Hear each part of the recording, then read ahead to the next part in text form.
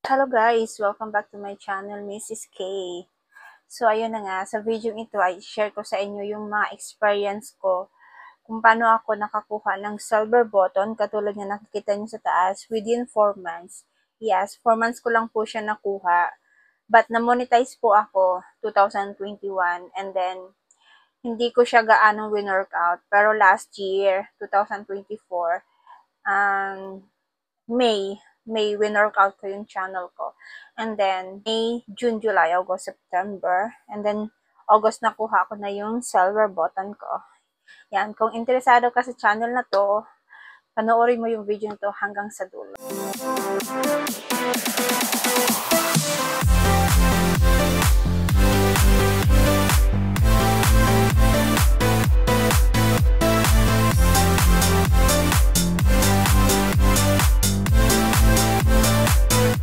So, ayun guys.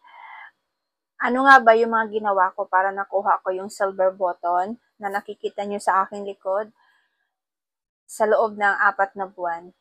So, nag-start ako ng May. Start ako mag-livestream. Start ako mag-upload ng mga short. Usually, yung short kasi, dinadamihan ko siya per day. So, doon ako medyo gumain yung subscriber ko. Kasi sa short kasi, mas malaki yung binibigay na subscriber ni YouTube. Start ako mag-live every night with consistent time.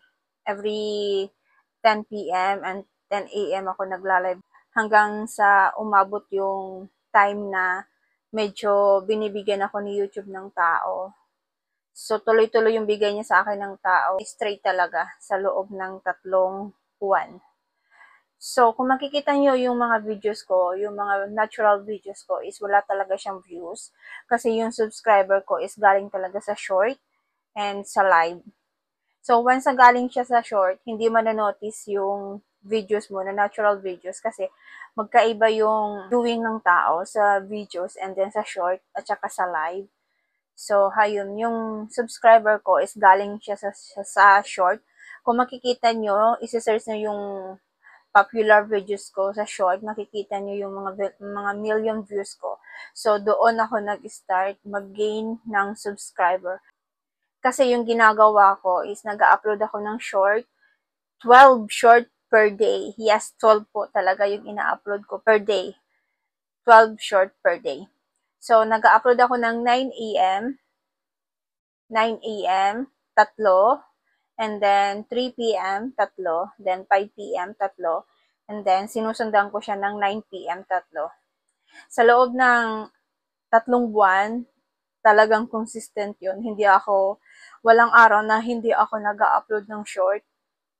Kaya, kahit walang views yung short ko, upload lang ako ng upload. Kasi, late viewers yung mga views ko sa short.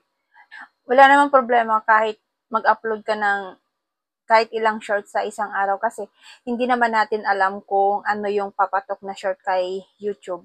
So, yung ginawa ko, upload lang ako ng upload. More ako sa short, tapos live, short and live lang ako. Hindi ako masyadong nag-upload ng natural videos.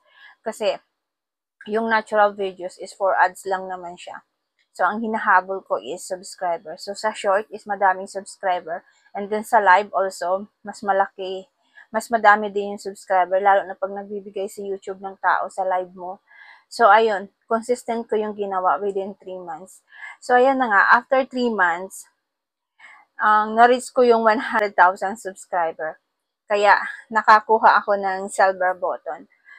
May possibilities din na hindi ka makakakuha ng silver button pag yung mga upload mo is mayroong mga violation. Kasi kahit 100 subscriber ka na, hindi ka rin makakakuha ng plaka kasi may mga violation yung ina-upload natin na videos. So, kailangan mo siyang i-apply, kailangan mo linisan muna. Kaya hayon, sa mga nagtatanong sa akin kung paano ako nagkaroon ng 400,000 mahigit na subscriber.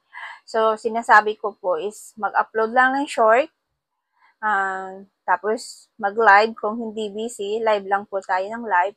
Pero more on po tayo sa short kasi sa short mas maraming subscriber na binibigay si Lolo. Kasi kahit isang short lang natin ang pumatok, magbibigay talaga siya ng subscriber. Pero wag po natin asahan na pag malaki yung subscriber natin, is consistent yung mga views kasi hindi po yun natural. Hindi magiging consistent yung views natin, lalo na sa uploaded videos, sa natural videos, kasi yung subscriber natin is hindi naman talaga siya galing sa totoong nag-subscribe. Kumbaga is bigay lang siya ni YouTube. Hindi rin niya manonotice yung mga ina-upload natin na video. Magpunta naman tayo about sa revenue. Yes, since po May, nakaka-receive ako ng revenue mula kay YouTube. May until ngayon, every month po ako nakaka-receive ng revenue kay YouTube. Minsan mataas, minsan nasa minimum lang, pero malaking tulong na rin po. Kasi once na nag-live ka, meron siyang revenue, tapos yung short natin, maka 100,000 lang tayong views, meron na siyang revenue. So, example, may 12 short tayo per day. So, kahit magpatok lang dyan is 6 na short isang araw, tapos everyday pa siya may views, mayroon at mayroon talagang papasok sa atin na dollar galing kay YouTube. Lalo na yung live natin, kung magla-live tayo everyday, kahit cent lang yung pumapasok sa atin, meron talaga siyang dollar na pumapasok. And then, additional na lang po yung mga nagpapalipad na nagbibigay ng mga sticker, nagpapalipad ng mga super chat sa atin, mga nagme-membership. Pero ako kasi, hindi ako umaasa sa mga nagpapalipad or sa membership kasi hindi naman talaga yung consistent. Hindi naman araw-araw mayroong magpapalipad sa atin, di ba? So, doon ako umaasa sa ads na ibibigay niya sa akin per day.